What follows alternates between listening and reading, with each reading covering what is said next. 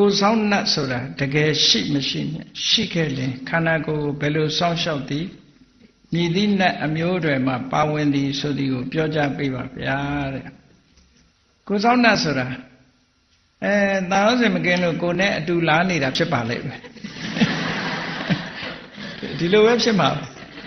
နော်နတ်ထဲမှာတော့သူကနတ်စတုမာရိနတ်ထဲပါမှာပေါ့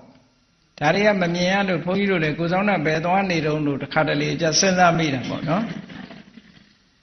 အဲ့တော့သူကစောင့်နေဆိုတဲ့နေရာမှာယုတ်ကစိုးတို့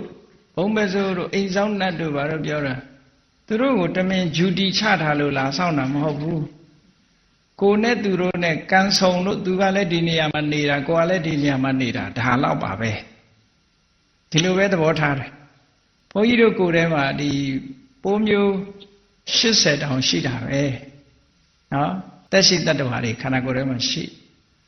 အဲ့တော့ဒါကတာမန်မျက်စိနဲ့လည်းမမြင်ရဘူးရှိတယ်ဆိုတာဆရာဝန်တွေကပြောရင်လည်းသိရတယ်ပေါ့နော်ဒီအဲ့ဒါလိုပဲ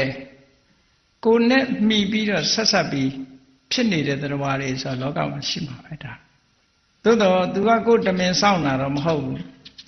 ကိုကတမင်စောင့်ကိုကကော်ပီလေးတိုက်ပါလေးတိုက်ရင်တော့မိတ်ဆွေဖြစ်မှာပေါ့ဒါကတော့အဲ့လိုမိတ်ဆွေဖြစ်အောင်တော့လုပ်သင့်တာနော်မိတ်ဆွေဖြစ်အောင်လုပ်သင့်တယ်နတ်ကိုယ်ွယ်တာနဲ့သူ့ကိုကော်ပီတိုက်တာနဲ့တခြားစီပဲနော်ကိုယ်ွယ်တယ်ဆိုတာသူပြောတဲ့စကားနားထောင်သူခိုင်းတာလုပ်ဒါမှကိုယ်ွယ်တယ်လို့ခေါ်တာအဲ့တော့ကိုကမြတ်စွာဘုရားဟောတဲ့အတိုင်းပဲဒီကုသကောင်းမှုလှုပ်တိုင်းသူတို့မေတ္တာလေးပဲပို့ပေးလို့ရှင်သူတို့မြင်ပြီးတော့ကိုမမြင်ရတဲ့အရာကိစ္စတွေပါလေဆိုရင်သူတို့ကိုဆောင်းရှောက်မှာပေါ့ဒီလိုအဓိပ္ပာယ်မျိုးပါနော်ကိုလာပြီးတော့တမင်ဆောင်းရှောက်နေတယ်ဆိုတဲ့အဓိပ္ပာယ်မျိုးတော့မရပါဘူးသူမသိကိုမသိကိုလည်းတကားပိတ်ထွက်သူလည်းတကားပိတ်ထွက်မှာပဲသူလည်းသူ့အိမ်နဲ့သူနေတာကိုလည်းကိုယ့်အိမ်နဲ့ကိုနေတာပဲအမှတ်တမဲ့နေအမှတ်တမဲ့ပဲရှိမှာပဲဒီလိုကတော့နော်အဲ့တော့သူနဲ့ကိုနဲ့မိတ်ဆွေဖြစ်အောင်ခုနလိုမေတ္တာလေးပို့ပေးနော်ဒါမိတ်ဆွေဖြစ်လာသိကြတယ်မိတ်ဆွေဖြစ်လာဖို့ရှိတယ်အမျိုးအနွယ်ကတော့စတုမာရိအမျိုးအနွယ်လို့ခေါ်မှာပေါ့အားလုံးဟာနတ်တွေအားလုံးဟာတာဝရိန္ဒာရဲ့အောက်နေရင်စတုမာရိလို့ပဲခေါ်တာပဲလေခေါ်နာမည်ကြီး၄ပါးရဲ့အုပ်ချုပ်မှုအောက်အကုန်ရှိတယ်ဒါပေမဲ့နာမည်ကြီး၄ပါးအုပ်ချုပ်တယ်ဆိုရင်သူတို့အကုန်အုပ်နိုင်တာမဟုတ်ဘူးထော်လော်ကန့်လန့်နေအများကြီးရှိသေးတယ်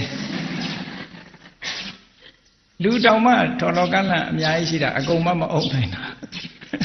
နတ်တွေလည်းသူတို့မှလည်းဒီပြဿနာရှိတယ်